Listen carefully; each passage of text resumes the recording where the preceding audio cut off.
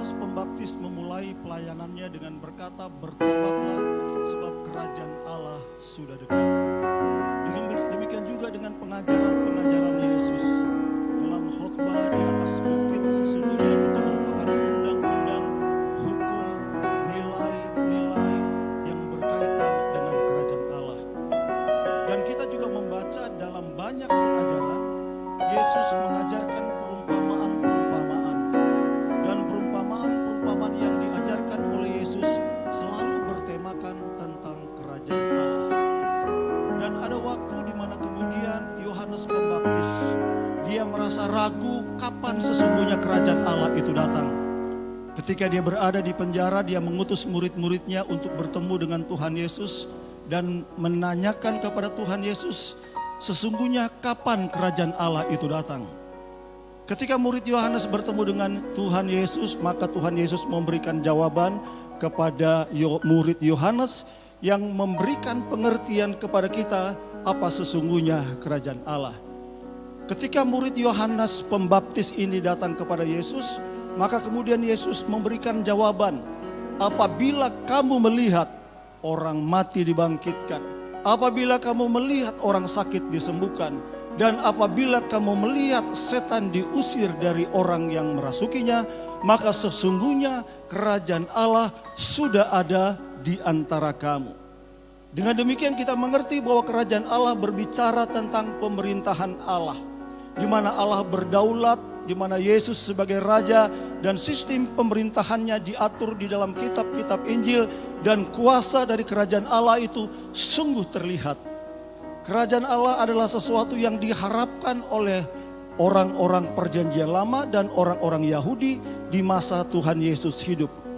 Para nabi memberitakan dan menubuatkan tentang kerajaan Allah di masa yang akan datang. Itu sebabnya orang-orang Yahudi di masa Tuhan Yesus menunggu-nunggu dan menanti-nantikan kerajaan Allah itu datang di antara mereka. Setiap orang yang menjadi warga kerajaan Allah dipastikan mereka akan memperoleh kehidupan yang kekal. Paulus pernah berkata bahwa kerajaan Allah bukan soal makan dan minum, tetapi kerajaan Allah adalah soal kebenaran dan kehidupan di dalam Kristus. Nah, pengharapan tentang kerajaan Allah ini begitu kuat tumbuh di dalam diri orang-orang pada masa itu, sehingga mereka berbondong-bondong berusaha untuk menjadi bagian dari warga kerajaan Allah. Sebagai contoh misalnya begini. Mungkin kita berpikir dan bertanya, apa yang menjadi keuntungan saya kalau saya menjadi warga kerajaan Allah? Saudara, di Asia Tenggara salah satu negara yang bisa dikatakan cukup makmur adalah Brunei Darussalam. Brunei Darussalam berbentuk kesultanan dipimpin oleh seorang Sultan Hassanah Bolkiah. Taraf kehidupan orang-orang di Brunei Darussalam, kalau saudara mencari tahu, maka pendapatan per kapita untuk setiap orang Brunei Darussalam itu per bulan sekitar 40 juta rupiah. Itu pendapatan terendah. Itu berarti orang-orang di Brunei Darussalam hidup dalam tingkat kesejahteraan yang tinggi. Mereka mendapat fasilitas kesehatan secara cuma-cuma. Mereka mendapat fasilitas pendidikan secara cuma-cuma. Itu sebabnya ada banyak orang yang berkeinginan untuk pergi ke Brunei Darussalam, apakah sebagai TKI atau mungkin mereka juga punya keinginan untuk menjadi warga negara di sana. Sebab dengan menjadi warga negara di sana, mereka akan mendapatkan segala fasilitas dan keuntungan. Nah, kira-kira dalam bayangan seperti inilah kerajaan Allah pada masa di mana Kristus datang dan memberitakan tentang kerajaan Allah. Itu sebabnya ada banyak orang datang berduyun-duyun berusaha untuk mengikuti Yesus. Sebab mereka tahu kerajaan Allah di dalam diri Yesus. Sekalipun pola pikir mereka keliru tentang kerajaan Allah, yang mereka pahami adalah kerajaan Allah secara politik. Tetapi lepas dari itu, orang-orang mencari Yesus untuk menjadi warga kerajaan Allah. Nah, di dalam pembacaan kita di dalam Yohanes pasal 3 disebutkan di situ ada seorang yang bernama Nikodemus, seorang pemimpin agama Yahudi, seorang Farisi dan juga seorang pengajar Israel. Nikodemus datang pada malam hari menjumpai Yesus. Dia datang pada malam hari bukan dengan maksud untuk bersembunyi dari orang-orang atau dari kawanan, dari komunitasnya, tetapi dia datang pada malam hari ini, pada malam hari untuk menunjukkan rasa hormat dan rendah hatinya dan rasa respeknya yang tinggi kepada Tuhan. Nikodemus tahu bahwa Yesus melayani sepanjang hari. Dan mungkin bagi Nikodemus adalah waktu yang tepat kalau dia pergi mengunjungi Yesus pada malam hari. Dan di situ dia bisa memperoleh waktu yang cukup banyak untuk berdialog, untuk bercakap-cakap dengan Tuhan Yesus. Kita perhatikan di dalam ayat ini bahwa Nikodemus adalah seorang pemuka agama Yahudi. Menurut tradisi pemuka agama Yahudi pada masa di mana Tuhan Yesus hidup, hanya ada sekitar 99 orang. Mereka disebut sebagai anggota Sanhedrin dan diantaranya juga adalah Paulus.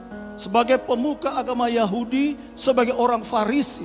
Sebagai orang Farisi itu berarti Nikodemus memberi seluruh hidupnya untuk melakukan, untuk mentaati hukum Taurat sampai dengan hal yang sekecil-kecilnya. Dari nama Nikodemus kita tahu bahwa Nikodemus ini ternyata adalah seorang Yahudi asli.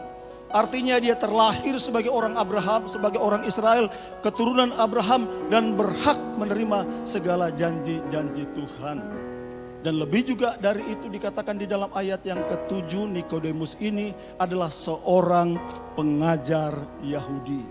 Dengan kata lain kalau kita melihat status, melihat karakter, melihat kehidupan dari Nikodemus, maka sesungguhnya kita tidak bisa menemukan celah sedikit pun yang olehnya kita bisa mengkritisi dan mengatakan kepada Nikodemus bahwa hidupmu adalah hancur. Tidak demikian. Tetapi Nikodemus adalah orang yang taat kepada Allah, orang yang taat kepada hukum, orang yang dianggap sebagai tokoh agama penting karena dia adalah salah satu dari 99 pemimpin agama Yahudi. Dan dia datang pada malam hari kepada Tuhan Yesus, menanyakan kepada Tuhan Yesus, bagaimana saya bisa masuk di dalam kerajaan Allah. Perhatikan, ternyata kerajaan Allah tidak hanya menarik minat orang-orang dari kalangan bawah, tetapi menarik minat juga dari seorang pemuka agama Yahudi, seorang pengajar Yahudi, seorang Farisi untuk datang kepada Tuhan Yesus dan berharap dia bisa masuk di dalam kerajaan Allah.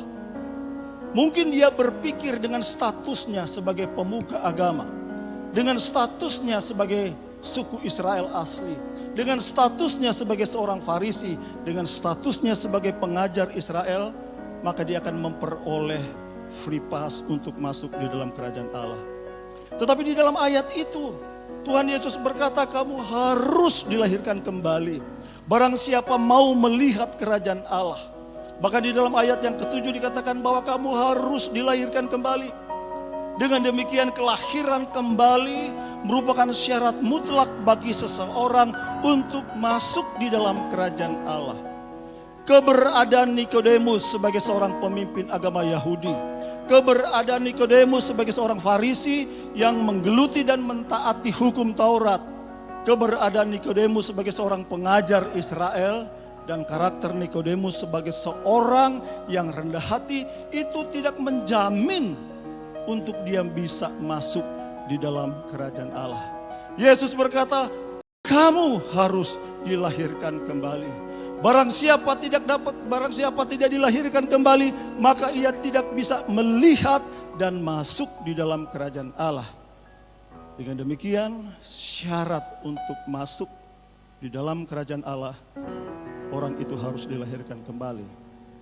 Perbuatan baik adalah penting, status sosial kita adalah penting, jabatan gerejawi kita adalah penting, tetapi itu bukan ukuran untuk kita bisa masuk di dalam kerajaan Allah. Mungkin kita bertanya, kenapa saya harus dilahirkan kembali? Apakah yang dilakukan oleh Nikodemus tidak cukup untuk supaya dia dilahirkan kembali? Atau apa yang bisa saya perbuat untuk hal-hal yang lain? Yesus sekali lagi berkata bahwa kelahiran kembali merupakan harga mutlak yang tidak bisa ditawar. Mengapa saya harus dilahirkan kembali?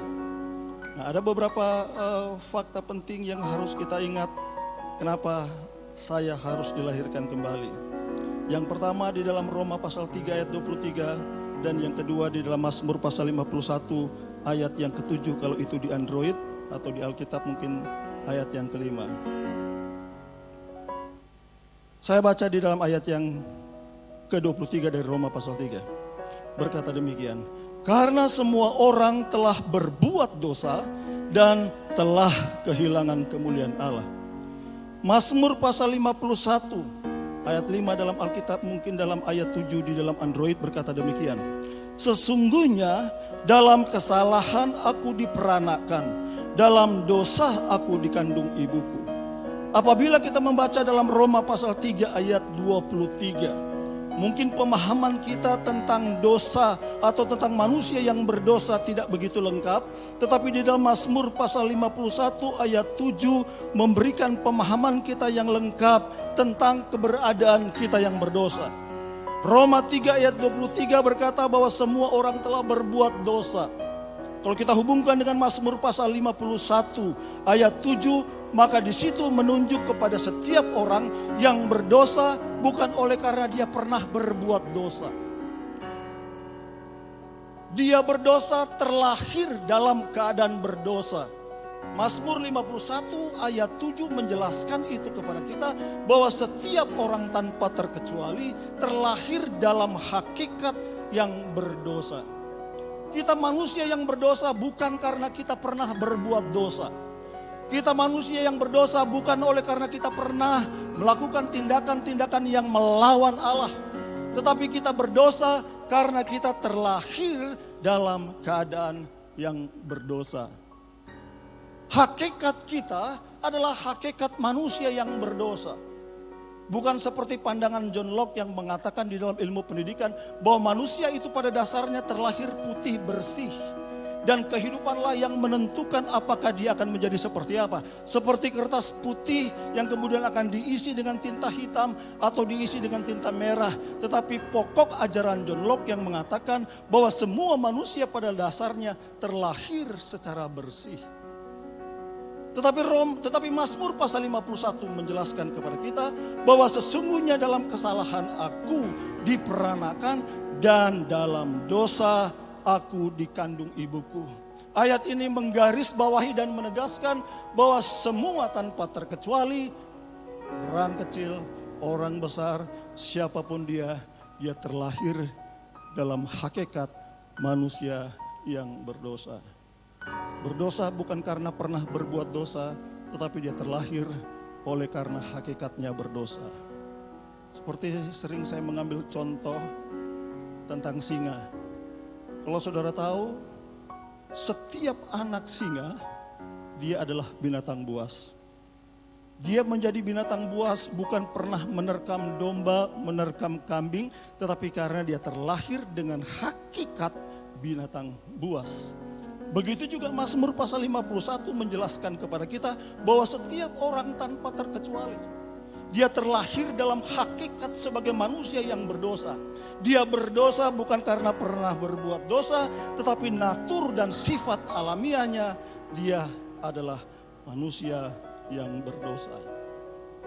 Dan firman Allah berkata dalam Roma pasal 6 ayat 23, sebab upah dosa ialah maut. Dalam bahasa Yunani kata maut digunakan kata thanaton yang berarti kebinasaan. Kita memang akan mengalami kematian pada usia mungkin 10 tahun, pada usia mungkin 11 tahun, pada usia mungkin 72 tahun. Tetapi kematian yang dimaksudkan di dalam Alkitab bukan kematian jasmani saja, tetapi kematian kekal. Kematian selama-lamanya. Kesadaran bahwa manusia akan mengalami kematian kekal tidak hanya dipahami dan diyakini oleh orang-orang Kristen, tetapi juga dipahami dan diyakini oleh mereka yang tidak beragama sekalipun. Sebab ini adalah wahyu umum yang Tuhan berikan kepada setiap orang, sehingga setiap orang apapun agamanya, dari latar belakang manapun dia, ateis atau animiskah dia punya kesadaran di dalam jiwanya bahwa satu kali dia akan mati dan kemudian dia akan pergi kemana? Itu diyakini. Itu sebabnya ada banyak orang-orang berusaha untuk menyelamatkan diri dari kematian yang kekal, dari kebinasan yang kekal itu dengan membangun agama, dengan menyembah kepada patung, dengan mempersembahkan korban-korban lainnya. Tetapi intinya di dalam hati setiap orang ada kesadaran umum bahwa setelah kematian ada kematian berikutnya, sorga atau neraka. Nah, Roma pasal 6 ayat 23 menjelaskan itu kepada kita, sebuah fakta dan kenyataan yang tidak bisa kita ingkari, bahwa upah dosa adalah maut. Dan segala usaha manusia untuk menyelamatkan dirinya dari kematian kekal itu adalah sia-sia. Adalah mustahil bagi manusia untuk mengubah dirinya sendiri. Yesaya pasal 64 ayat 6 berkata, demikianlah kami sekalian seperti seorang najis, dan segala kesalehan kami seperti kain kotor. Yesaya memberitakan kepada kita tentang perbuatan-perbuatan baik yang diusahakan oleh manusia untuk mendapat perkenan dari Allah. Yesaya berkata segala usaha yang dilakukan oleh manusia untuk mendapat perkenan Allah, kebaikan yang dibuat oleh manusia. Saya tidak mengatakan kebaikan itu, perbuatan baik itu salah. Tetapi usaha berbuat baik sebagai usaha untuk mencari perkenan Allah supaya kita diselamatkan adalah percuma dan adalah mustahil. Seperti Yesaya 64 ayat 6. Demikianlah kami sekalian seperti seorang najis, dan segala kesalehan kami seperti kain kotor. Kain kotor yang tidak bisa dibersihkan. Kain kotor yang sekalipun dicuci sedemikian rupa, tetap dia akan menjadi kotor dan tidak akan berubah kecuali kain kotor itu diganti dengan yang baru. Roma 3 ayat 20. Sebab tidak ada seorang pun yang dapat dibenarkan di hadapan Allah oleh karena melakukan hukum Taurat. Orang-orang Yahudi berpandangan bahwa dengan melakukan hukum Taurat, dengan melakukan segala ketentuan-ketentuan Taurat, mereka mendapat perkenan dari Allah dan kemudian mereka bisa masuk di dalam kerajaan Allah. Kalau pandangan ini benar, maka Yesus pasti tidak akan mengatakan kelahiran kembali kepada Nikodemus, karena Nikodemus telah melakukannya. Nikodemus seorang pemimpin agama Yahudi, seorang Farisi. Dalam aliran Farisi ada disebut dengan aliran garis keras, seperti Paulus masuk bagian dari aliran garis keras. Aliran garis keras mengajarkan bahwa setiap bagian dari hukum Taurat harus dilakukan. Apabila ada satu bagian dari hukum Taurat tidak dilakukan, maka batalah seluruh apa yang pernah dilakukannya. Dan Paulus berkata dan bersaksi kepada jemaat di Filipi, dalam melakukan hukum Taurat aku tidak bercacat. Artinya Paulus melakukan hukum Taurat sampai dengan hal-hal yang sekecilnya. Tetapi seperti kata Paulus, apa yang kuanggap keuntungan pada masa yang lalu, apa yang kuanggap baik dan benar ketika melakukan hukum Taurat, tetapi sekarang semuanya itu kuanggap sampah. Sebab ternyata perbuatan baik, usaha kita untuk mendapat perkenan dari Allah dengan melakukan hukum Taurat adalah sia-sia. Melakukan hukum Taurat tidak mengubah jati diri kita, hakikat kita yang berdosa. Dengan pergi ke gereja itu tidak mengubah hakikat kita manusia yang berdosa. Sebab kita tetap berada di dalam keadaan berdosa. Itu sebabnya kembali di dalam Yohanes pasal 3 ayat 7. Yesus berkata, janganlah engkau heran karena aku berkata kepadamu, kamu harus dilahirkan kembali. Kelahiran kembali adalah mutlak. Apa yang dimaksudkan dengan kelahiran kembali? Kita baca dalam Efesus pasal 4 ayat 22 sampai dengan ayat yang ke-44. Berkata demikian. Yaitu bahwa kamu berhubung dengan kehidupan kamu yang dahulu harus menanggalkan manusia lama yang menemui kebinasaannya oleh nafsunya yang menyesatkan. Supaya kamu dibaharui di dalam roh dan pikiranmu, dan mengenakan manusia baru yang telah diciptakan menurut kehendak Allah di dalam kebenaran dan kekudusan yang sesungguhnya.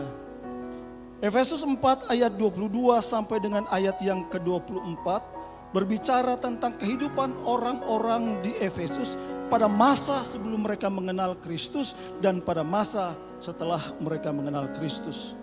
Pada masa mereka belum mengenal Kristus disebut sebagai manusia lama. Manusia lama dengan hakikat yang berdosa, dengan tabiat yang berdosa. Dan karena manusia lama dengan hakikat yang berdosa dan tabiat yang berdosa akan menemui kebinasaannya. Dan karena itu di dalam ayat yang ke-24 Paulus berbicara tentang kehidupan manusia yang baru di dalam Kristus. Kelahiran kembali berarti pekerjaan yang dilakukan oleh Roh Allah di dalam diri seseorang ketika orang itu menjadi percaya kepada Kristus.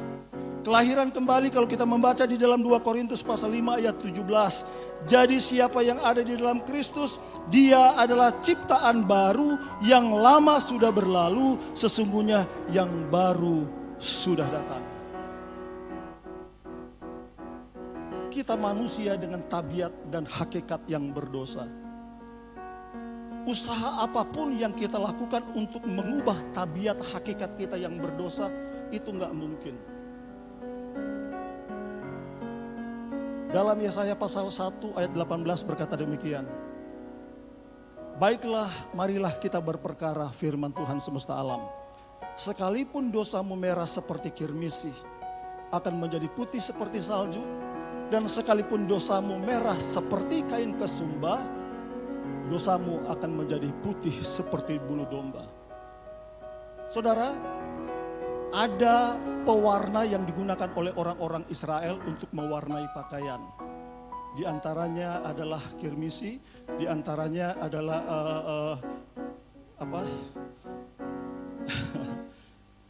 sejenis tanaman merah seperti kirmisi itu dipakai untuk mewarnai pakaian.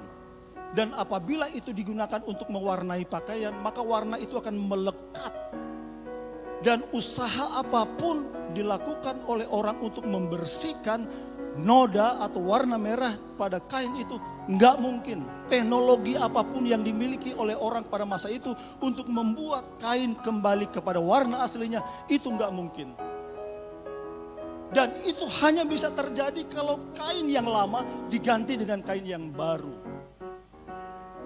Tuhan membawa penglihatan, Tuhan menuntun Yeremia untuk pergi ke satu tempat di mana di situ Tuhan memperlihatkan ada seorang tukang periuk.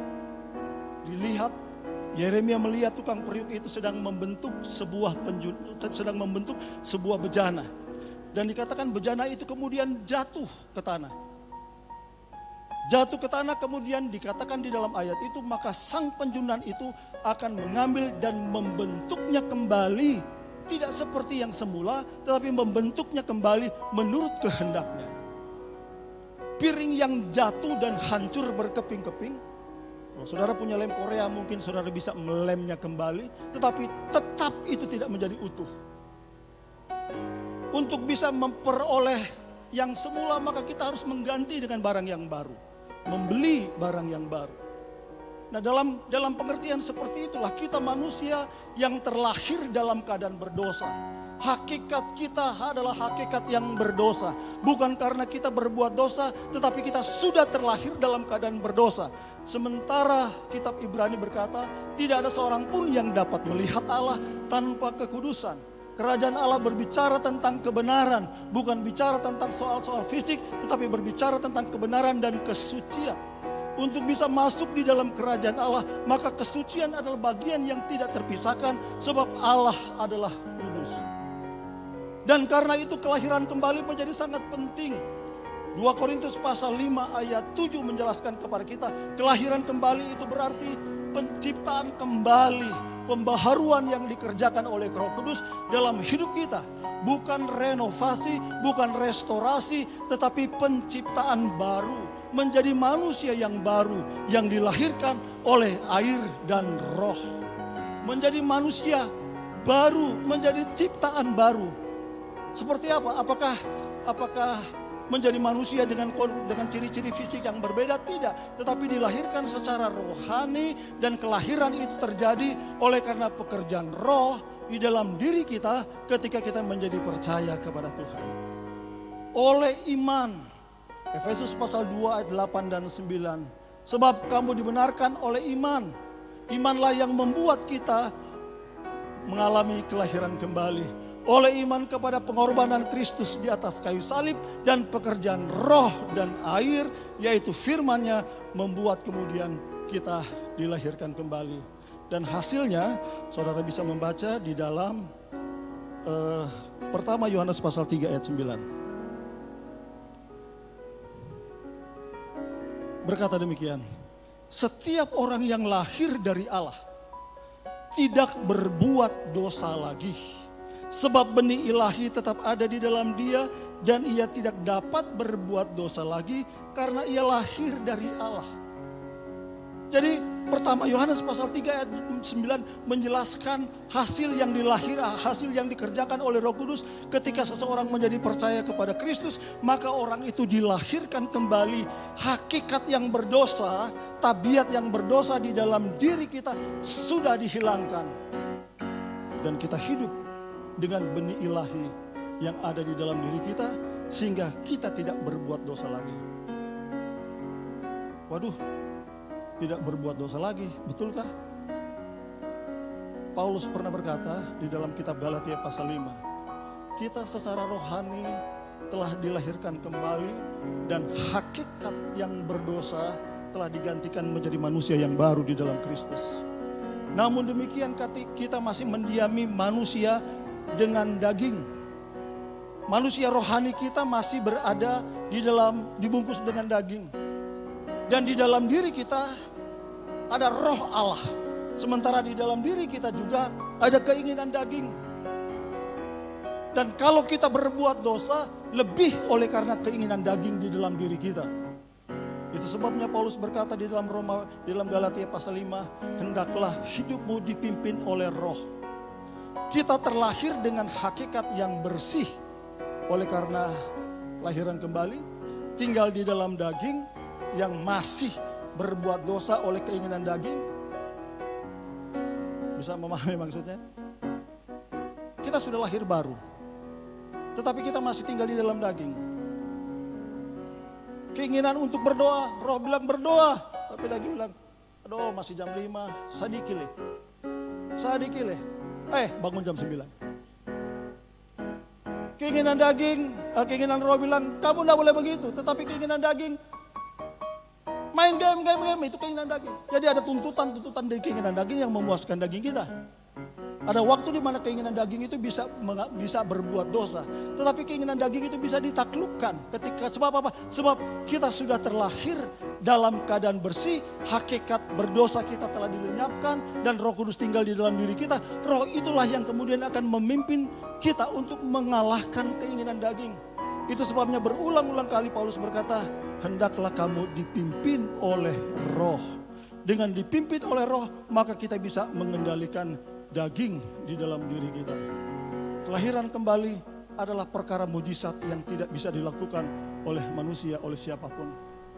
Kelahiran kembali adalah pekerjaan Roh Kudus di dalam diri oleh setiap orang yang percaya kepadanya. Kelahiran kembali menjadi bagian yang tidak bisa terelakkan apabila saudara ingin menjadi warga negara kerajaan Allah. Untuk menjadi warga negara kerajaan Allah, perbuatan baik adalah penting. Menjadi anggota gereja adalah penting. Melayani adalah penting, tetapi itu bukan menjadi ukuran bagi saudara untuk menjadi bagian warga kerajaan Allah. Beberapa waktu yang lalu gereja kita membuka semacam lowongan kepada mereka yang mau menjadi pelayan Injil. Dari sekian banyak pelayan Injil yang melamar, ada 3 atau mungkin 4 orang yang tidak diterima. Persoalannya kenapa? Mereka diharuskan mengisi form. Dan dari form itu ada pertanyaan. Apakah saudara yakin sudah diselamatkan? Dengan tegas orang ini menjawab, ya, saya yakin diselamatkan. Apa yang membuat saudara yakin bahwa saudara diselamatkan? Dia menjawab, karena saya pendeta. Langsung tidak diterima. Ajarannya salah. Yang membuat saya yakin diselamatkan karena saya sudah dilahirkan kembali oleh roh, oleh iman saya kepada Kristus. Saya dilahirkan kembali menjadi ciptaan baru di dalam Kristus. Yang lama sudah berlalu, yang baru telah terbit. Dan kita hidup di bawah pimpinan roh. Dengan memberi diri untuk dipimpin oleh roh, maka kita bisa mengalahkan keinginan daging dalam diri kita. Tuhan memberkati kita, kiranya pengajaran ini bisa membawa kita kepada wawasan yang baru bahwa menjadi anggota gereja adalah penting. Berbuat baik adalah penting. Melakukan kehendak yang tertuang di dalam Alkitab adalah penting. Tetapi itu bukan ukuran untuk kita diselamatkan. Kelahiran kembali. Orang yang sudah dilahirkan kembali pasti melakukan segala kehendak Allah. Orang yang sudah dilahirkan kembali pasti punya keinginan terbesar untuk melayani Allah. Orang bisa melayani Allah, tetapi bisa saja dia belum dilahirkan kembali. Tetapi orang yang sudah dilahirkan kembali, pasti di dalam dirinya ada keinginan terbesar untuk bisa melayani Allah dan hidup di dalam kesucian. Sebab roh ada di dalam diri orang itu dan Roh Kuduslah yang menuntun dan menggerakkan orang itu untuk hidup di bawah segala kehendak Allah. Tuhan berkati.